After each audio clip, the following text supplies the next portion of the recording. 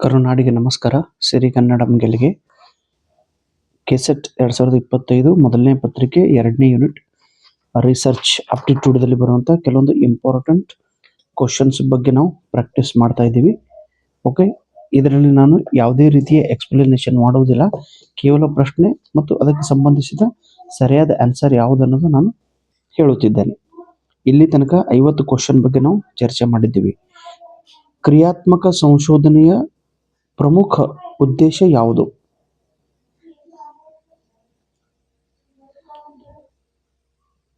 ತಕ್ಷಣದ ಸಮಸ್ಯೆಗಳಿಗೆ ಸ್ಥಳೀಯ ಪರಿಹಾರ ಕಂಡುಹಿಡಿಯುವುದು ಕ್ರಿಯಾತ್ಮಕ ಸಂಶೋಧನೆ ಪ್ರಮುಖ ಲಕ್ಷಣ. ಕ್ರಿಯಾತ್ಮಕ ಸಂಶೋಧನೆಯು ಹೆಚ್ಚು ಬಳಸಲಾಗುವುದು ಯಾವ ಕ್ಷೇತ್ರದಲ್ಲಿ? ಯಾವ ಕ್ಷೇತ್ರದಲ್ಲಿ ನಾವು ಅದನ್ನು ಉಪಯೋಗ ಮಾಡುತ್ತೇವೆ?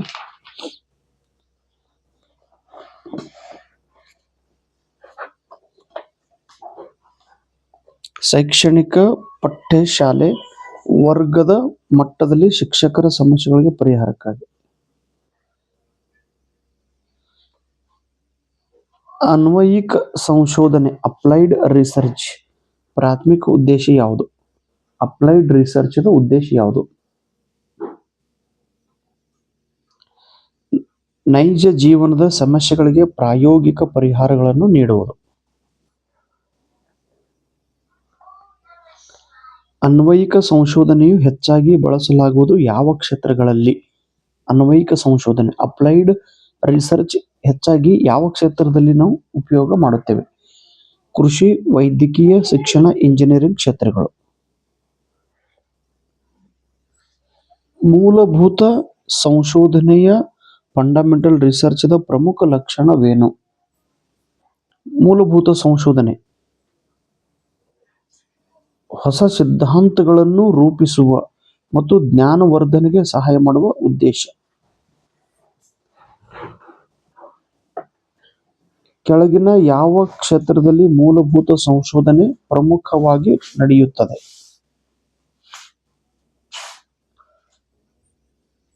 ತಾತ್ವಿಕ ಅಧ್ಯಯನ, ವಿಜ್ಞಾನ ಮತ್ತು ಗಣಿತ.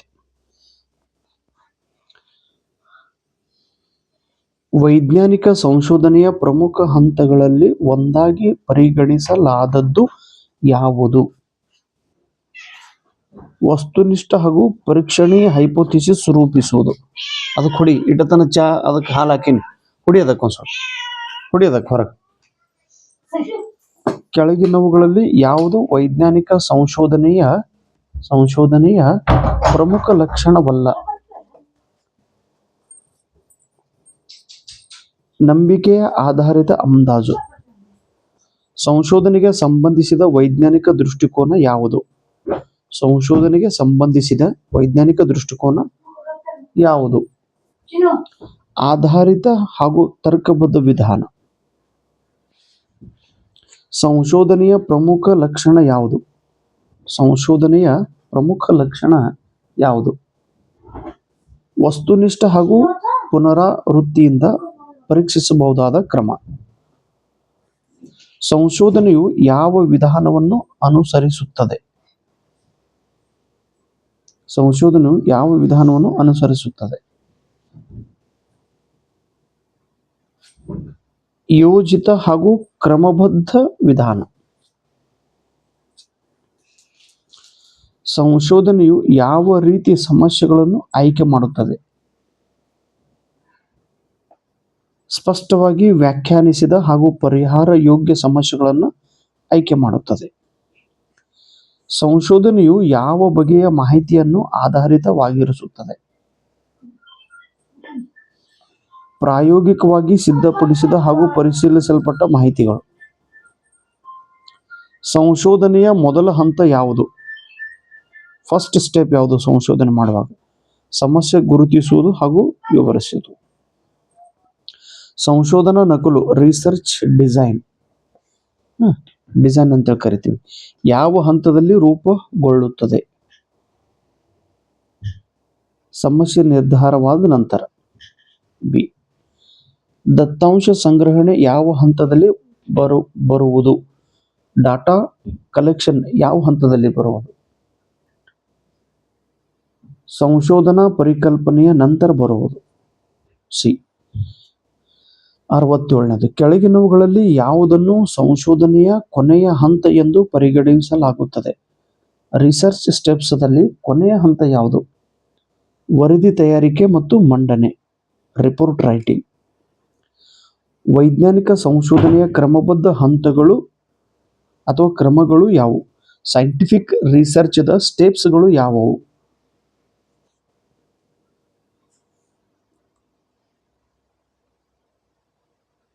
ಮೊದಲನೇದು ಸಮಸ್ಯೆಯನ್ನು ನಿರ್ಧಾರ ಮಾಡೋದು, ಪರಿಕಲ್ಪನೆಯನ್ನು ರೂಪಣೆ ಮಾಡೋದು, ದತ್ತಾಂಶ ಸಂಗ್ರಹಣೆ, ವಿಶ್ಲೇಷಣೆ, ವರದಿ. ಬಿ. ಸಂಶೋಧನಾ ಪ್ರಸ್ತಾವನೆಯ ಮುಖ್ಯ ಉದ್ದೇಶವೇನು? ಸಂಶೋಧನೆ ಪ್ರಪೋಸಲ್ ಅಂತ ರಿಸರ್ಚ್ ಪ್ರಪೋಸಲದ ಪ್ರಮುಖ ಉದ್ದೇಶವೇನಿದೆ?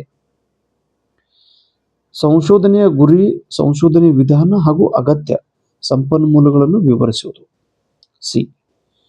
ಕೆಳಗಿನವುಗಳಲ್ಲಿ ಸಂಶೋಧನಾ ಪ್ರಸ್ತಾವನೆಯ ಅಂಶವಲ್ಲದ್ದು ಯಾವುದು? ಅಂತಿಮ ಸಂಶೋಧನಾ ವರದಿ ನಿರ್ಣಯ. ಸಾಂಖ್ಯಿಕ ಸಂಶೋಧನೆಯಲ್ಲಿ ಅತಿ ಸಾಮಾನ್ಯವಾಗಿ ಬಳಸುವ ಪ್ರಾಥಮಿಕ ಡೇಟಾ ಸಂಗ್ರಹಣಾ ತಂತ್ರ ಯಾವುದು? ಸ್ಟ್ಯಾಟಿಸ್ಟಿಕ್ ರಿಸರ್ಚ್ದಲ್ಲಿ ಅಥವಾ ಕ್ವಾಂಟಿಟೇಟಿವ್ ರಿಸರ್ಚ್ದಲ್ಲಿ ಸಾಮಾನ್ಯವಾಗಿ ಬಳಸುವ ಪ್ರಾಥಮಿಕ ಡೇಟಾ ಸಂಗ್ರಹಣಾ ತಂತ್ರ ಯಾವುದು? ಟೂಲ್ಸ್ ಯಾವುದು? ಕ್ವಶನರಿ. ಕೆಳಗಿನವುಗಳಲ್ಲಿ ಯಾವ ದತ್ತಾಂಶ ಸಂಗ್ರಹಣೆಯ ದ್ವಿತೀಯ ಮೂಲ, ಸೆಕೆಂಡರಿ ಸೋರ್ಸ್ ಆಗಿದೆ? ಕಚೇರಿ ದಾಖಲೆಗಳು ಮತ್ತು ಸರ್ಕಾರದ ವರದಿಗಳು. Participants observation, ನಿರೀಕ್ಷಣೆ. ಸಹಭಾಗದಲ್ಲಿ ನಿರೀಕ್ಷಣೆ ವಿಧಾನವನ್ನು ಯಾವ ರೀತಿಯ ಡೇಟಾ ಸಂಗ್ರಹಣೆಗೆ ಬಳಸಲಾಗುತ್ತದೆ? ಸಮೂಹದ ಮಾನವ ಸಂವಹನ ಹಾಗೂ ವರ್ತನೆಯ ಅಧ್ಯಯನಕ್ಕೆ. ಅನುಸಂಧಾನದಲ್ಲಿ ಕೆಳಗಿನವು ಪ್ರಾಥಮಿಕ ಮೂಲದ ಉದಾಹರಣೆಯಾಗಿದೆ? ಅಖಂಡ ಸಂದರ್ಶನ, ಟೇಪಿಂಗ್ ಅಥವಾ ಲಿಖಿತ ಪ್ರತಿಗಳು. ದ್ವಿತೀಯ ಮೂಲದ ಸೆಕೆಂಡರಿ ಸೋರ್ಸಸ್ ಮುಖ್ಯ ವೈಶಿಷ್ಟ್ಯವೇನು? ಇತರರ ಪ್ರಾಥಮಿಕ ದತ್ತಾಂಶದ ವಿಶ್ಲೇಷಣೆಯಾದ ಅಥವಾ ವಿವರಣೆಗೊಂಡ ಮಾಹಿತಿಯನ್ನು ಒಳಗೊಂಡಿರುವುದು.